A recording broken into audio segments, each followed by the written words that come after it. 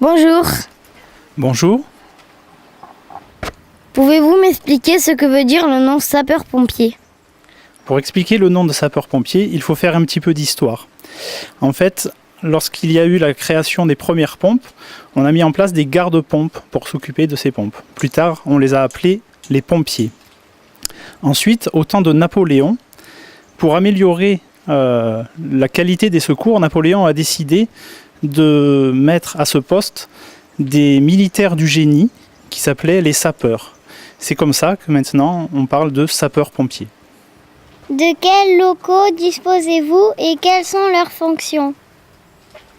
Donc à la caserne de Mazan, il y a tout d'abord une remise dans laquelle nous nous trouvons actuellement, avec 3 travées pour ranger les véhicules. Au fond de la remise, il y a également un local pour ranger les tuyaux et tout le matériel dont nous avons besoin. Nous avons également un local pour ranger l'habillement neuf et la pharmacie.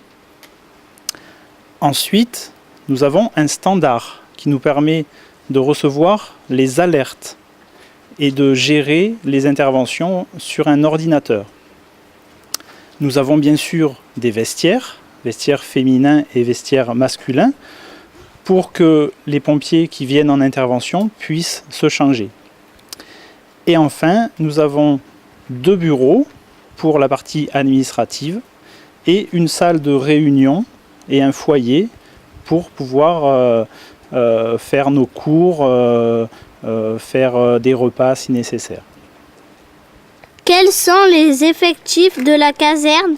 Quelles sont les attributions de chacun? Nous avons dans notre caserne 23 sapeurs-pompiers volontaires. Il existe des pompiers professionnels et des pompiers volontaires, mais nous n'avons ici que des pompiers volontaires.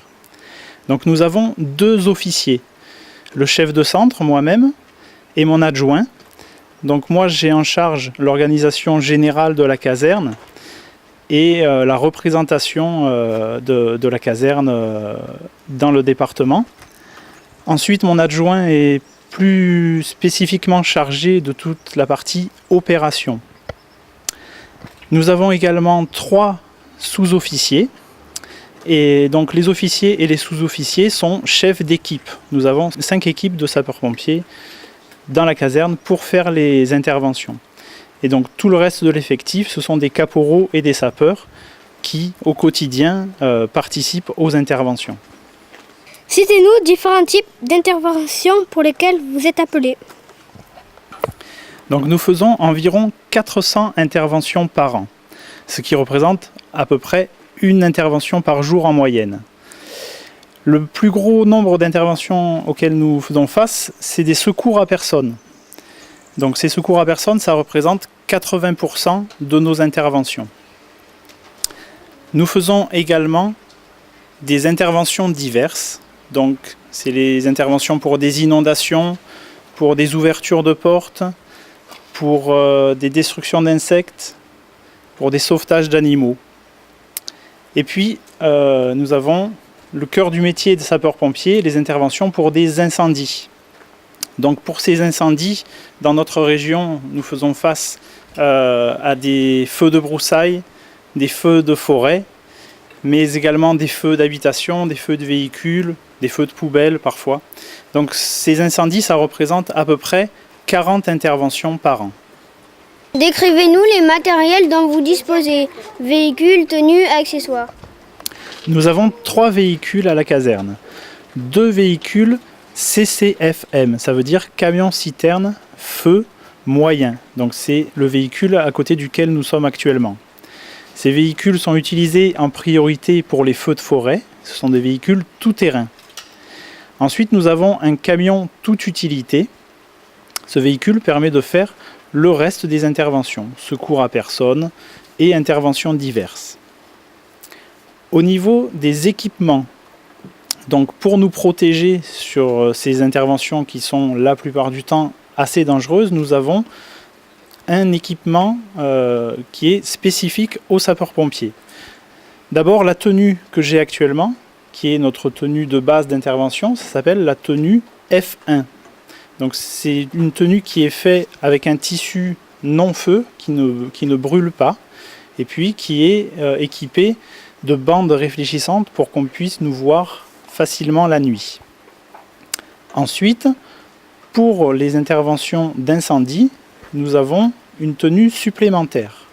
Donc en partant du haut jusqu'en bas, nous avons d'abord un casque qui est un casque F1. Sous ce casque, nous portons une cagoule. Ensuite, nous avons une veste d'intervention. Cette veste va nous protéger du rayonnement, nous protéger de la chaleur. Et nous sommes équipés de Rangers. C'est des grosses chaussures pour protéger nos pieds lorsqu'on marche dans les gravats et sur toutes les interventions. Pour les feux de forêt, nous avons un casque spécifique, ça s'appelle le casque F2. Celui-ci est rouge et il est plus léger. Il nous permet de plus facilement nous déplacer et entendre ce qu'il y a autour de nous en forêt. Nous avons également pour les incendies des aéries. Ce sont des appareils respiratoires isolants. Donc c'est une bouteille d'air et un masque qui nous permet de respirer de l'air frais lorsque nous sommes dans une atmosphère remplie de fumée. Qu'apporte l'utilisation des canadaires dans notre région? Comme nous l'avons dit tout à l'heure, il y a beaucoup de feux de forêt dans notre région.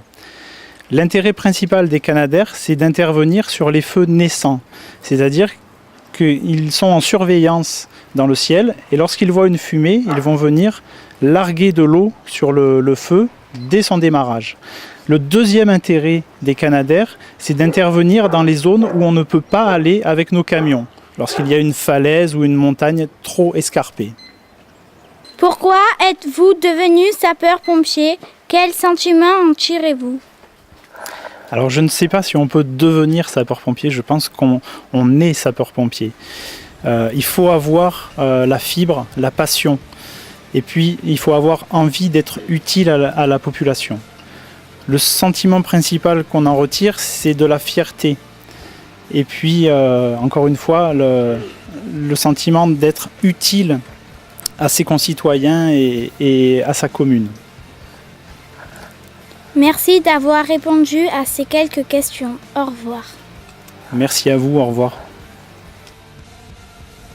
Bonjour monsieur. Bonjour Marie. Dans quel cas appelle-t-on les sapeurs-pompiers?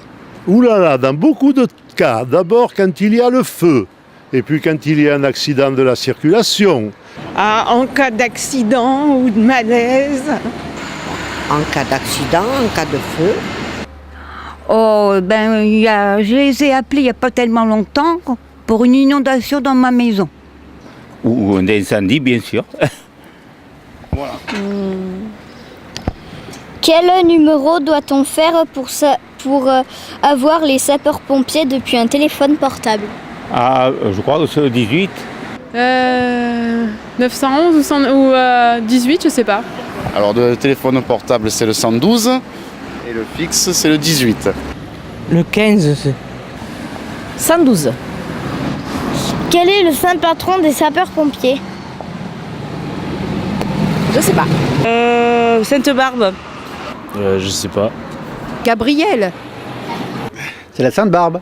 Pour terminer, quel est le son fait par la sirène des camions des sapeurs-pompiers? Pimpon, pimpon, pimpon. C'est ça? Ouh, ça fait beaucoup de bruit.